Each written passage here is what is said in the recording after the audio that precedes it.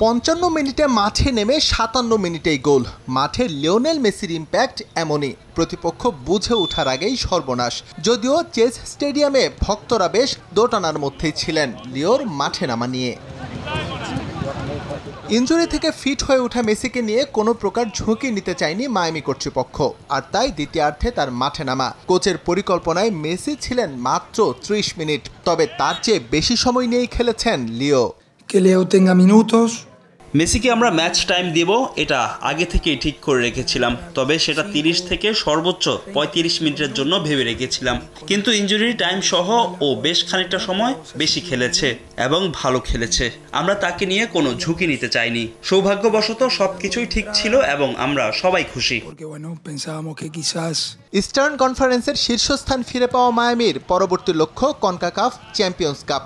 এই ম্যাচেও দলের অংশ হতে চলেছেন মেসি। ফ্লোরিডা থেকে লস অ্যাঞ্জেলেসে ভ্রমণ করবেন তিনি। এই ম্যাচে বাড়তে পারে মহাতারকার গেম টাইম।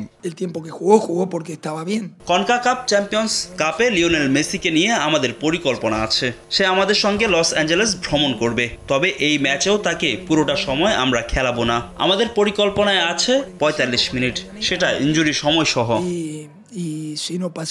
বিশ্বকাপ জয়ের পর মেসি নিজেকে অনন্য উচ্চতায় নিয়ে গেলেও এখনও রোনালদোর সঙ্গে তুলনা করেন দু একজন। তবে এখানে একেবারে ফুল স্টপ বসিয়ে দিলেন Miami coach Javier Mascherano. Messi Ronaldo নিয়ে তুলনা করার কিছুই নেই।